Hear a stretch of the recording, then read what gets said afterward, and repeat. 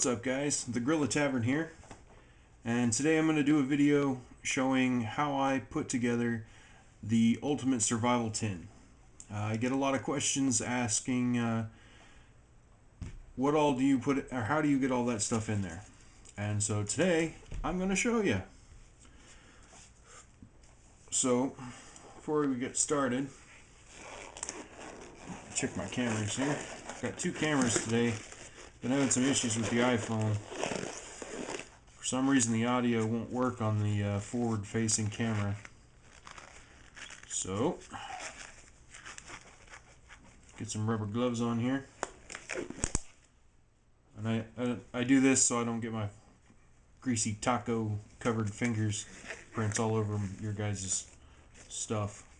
If this is my own kit, I wouldn't be doing this. So anyway,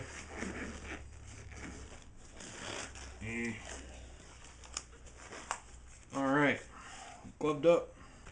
Alright, so here on the table I've got laid out everything that goes in the kit. And it's a little disorganized, but this is everything that goes in there. So, first thing I do is I take the brand new CRKT knife and I check it for imperfections, and everything's good. So it comes with this huge lanyard which really helps make it really nice to work with the knife, but the lanyard takes up too much damn room in the tin, so you lose it. And basically just rip off the cap there. It snaps on, so if you want to put the lanyard back on it for some reason, you're more than welcome to. But I throw that in the box, and the box will go with it. So now that you're left with just the knife, that'll actually fit in the tin along with everything else. In the tin will come with some little mini catalog and your instructions.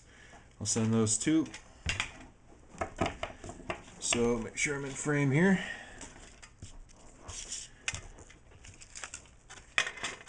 So I always start the tins with the signal mirror. This has an adhesive back. It's flexible. You can bend it to focus sunlight if you need to start a fire. Works kind of like a convex mirror. And I place this reflective side, even though it has a protective film over the mirror, I put it face down so that nothing's going to scratch it. Then the knife will go in, and it kind of goes in there diagonally.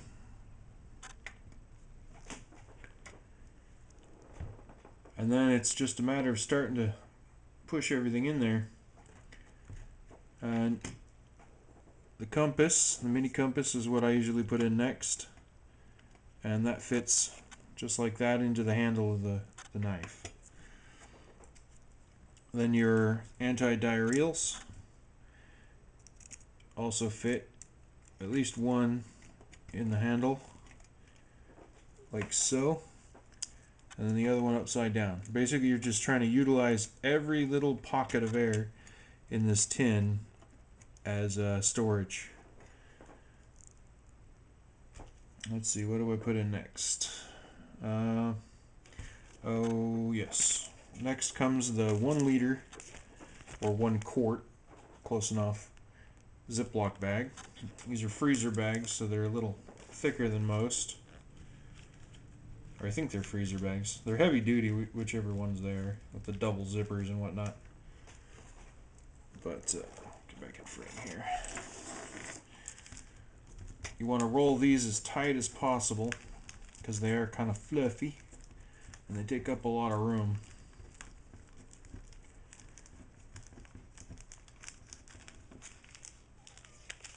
So now that that's as rolled up as possible. You want to stick one side in, crease with your thumb, and again on the other side.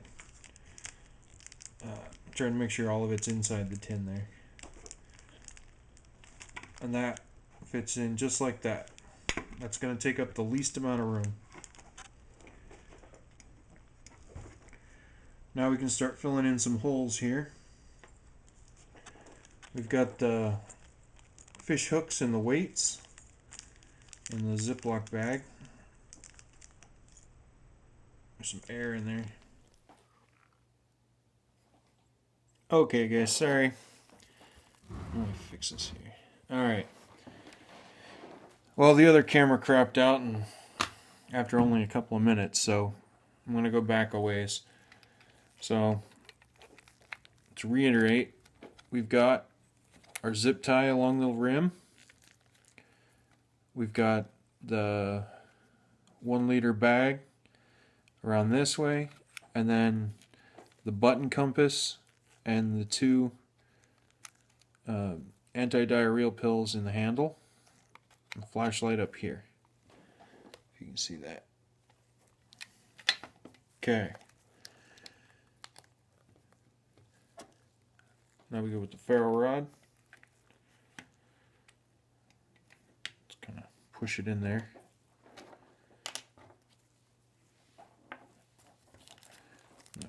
Fishing kit, safety pins, anything that's small that'll fit down in the sewing needles can go up here away from the bag, since we don't need any holes in your water bag.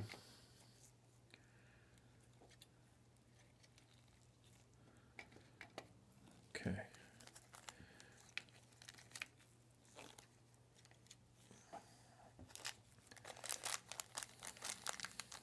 Squish the air out. We're going to roll these up. And then stick these in here. There we go. Stick a gum. This is a roll of duct tape around a mini ink, mini pen, a multi-ink pen insert. It does right. And the tape's around it so that you can easily access the tape whenever you need it. There's a little tab on there so you can peel it off even if it's cold out.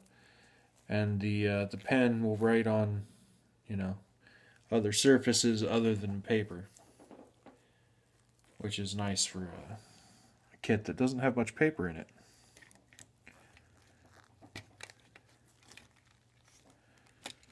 Oops.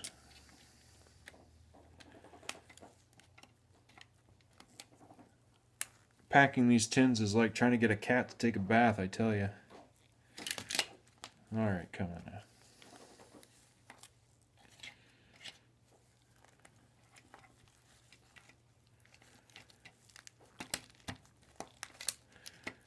They just do not want to stay in there.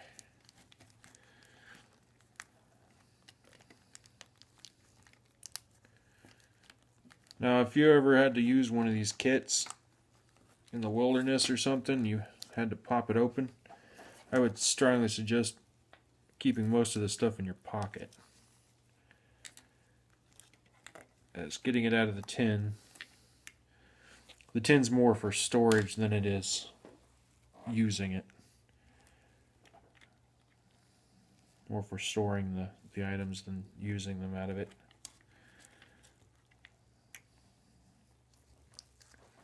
Anyway, those are stormproof matches, trick birthday candle, half book of matches with some lint on it, and a extra striker in this one. And this should go right in between this stuff here, just like that. Got your nail with your 30 yards of 50-pound test fishing line.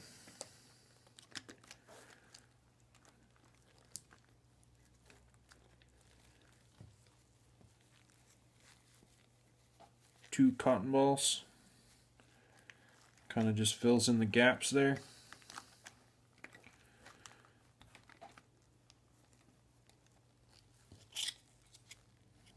Actually, there's a gap over here I want to fill in.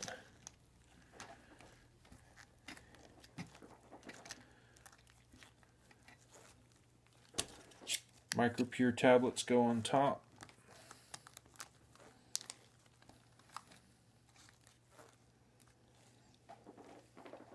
And then once you've got your items on the bottom, and you want to make sure that when you don't have to press down hard, but when you press lightly, that it's even with the rim.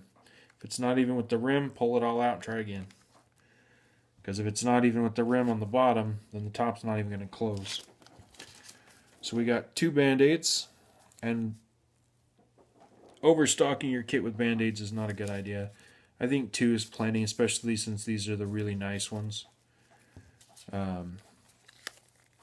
Alcohol wet wipes, and a foot tin foil, and a piece of paper. This is a 1/4 sheet, printing sheet paper. Not a lot of paper, but you're not going to want to be doing a lot of writing. Plus, it depends. You can write on your arms and hands and face if you want. Why you'd write on your face, I don't know. But you could. With the wet wipes, I put these on top because every so often you want to change these. They do dry out. These will not last in here forever. Piece of paper, and then the Band-Aids kind of lock it all into place there. Make sure nothing's sticking out. Give her a squeeze. The lid, because most of the stuff in here, there's so many bags, there's pockets of air, it won't close all the way. So what you do is you squeeze it. Get your black electrical tape. While squeezing the tin, wrap a generous amount around there. That's going to make your kit waterproof and keep the fluffy stuff from pushing the lid up. I usually wrap about 1.5 complete rotations, at least. Get my scissors out here. And as with all tape, take the end, roll it over, makes a nice little lip there so that you can easily open it. Make sure that's all nice and neat. And we got 2 Ranger bands, a thin one and a fat one. Give them a pre-stretch like they're balloons. And this is kind of difficult the first time. Once these have been on here for a while, it'll be easier to get them on and off, but getting them on the first time, biatch.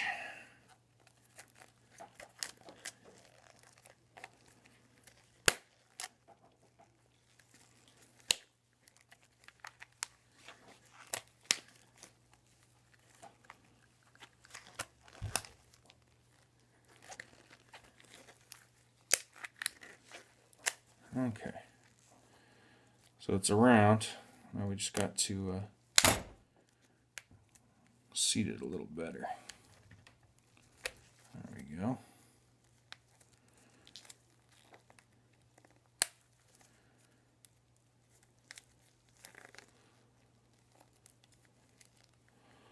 You want that band to be right there over the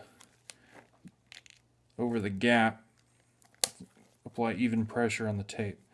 That'll help keep it waterproof. There we go, just like that. And then take the smaller one. And this is more for when you do open the kit, you want to be able to keep it shut. That small Ranger band will do that for you. while still being able to use the big one to keep it waterproof. And there you have it. One complete ultimate survival kit, packed nice and neat. And that's very little bulge on either side. So anywhere you'd be able to, if you use any of my survival sheaths, this will fit right in there. It'll go up to the rubber band and lock into place. Thanks for watching. Gorilla Tavern, signing off.